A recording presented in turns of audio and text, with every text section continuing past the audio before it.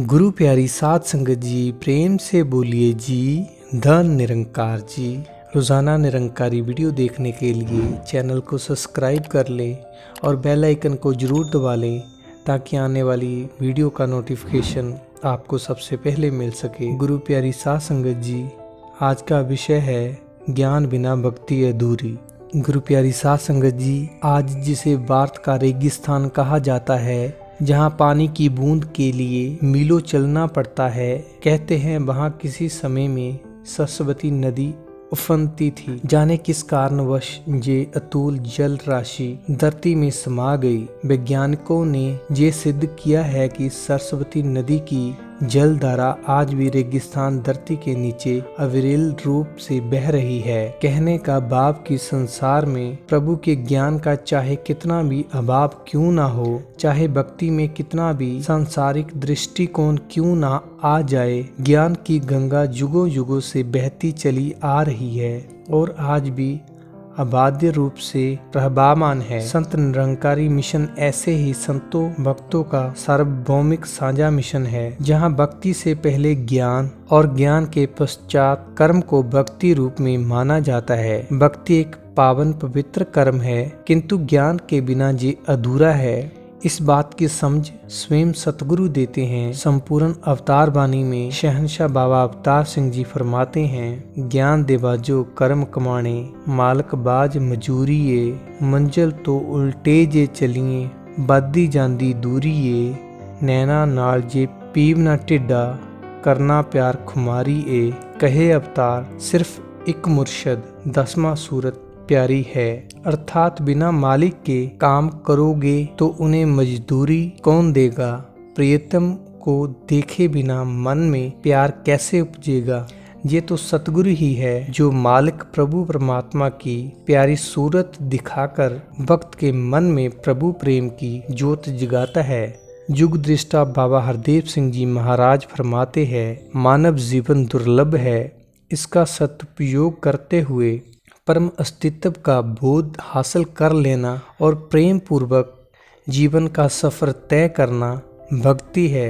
उनका ये कथन मन को सुकून देता है कि भक्त एक खिले हुए फूल की भांति होता है और भक्ति उसकी महक। वे कहते हैं, भक्ति दिल का सौदा है, दिमाग का नहीं। वास्तव में प्यार, नम्रता, दया, करुणा, विशालता और सेवा सत्कार जैसे जज्बे तो दिलों में ही पैदा होते हैं, जो कर्म रूप में डलकर जीवन को महकाते हैं। भक्त का जीवन सीधा, सरल और निष्कलंक होता है। भक्त प्रभु को अपना मानता है, इसलिए प्रभु की सारी रचनाओं के प्रति उसके मन में अपनेपन का भाव होता है। जहाँ अपनत्व है वहीं एकत्व है, जहाँ एकत्व है वहीं सुख, शांति, चैन, अमन और आनंद है। जीवन में सुख चैन के लिए दौड़ती भागती दुनिया को बाबा हरदेव सिंह जी प्रेरणा देते हैं। निरंकार प्रभु से नाता जोड़ो, इसी से सभी सुख प्राप्त होते हैं। सतगुरु माता सुदीक्षा जी महाराज फरमाते हैं, आनंद की अवस्था स्रोत निरंकार है, इससे जुड़कर ही अनंत प्राप्त किया जा सकता है। भक्तों ने हमेशा भक्ति में जीवन ही जिया है। वह इसे और भी स्पष्ट करती है, भक्ति में कोई स्वार्थ नहीं रहता।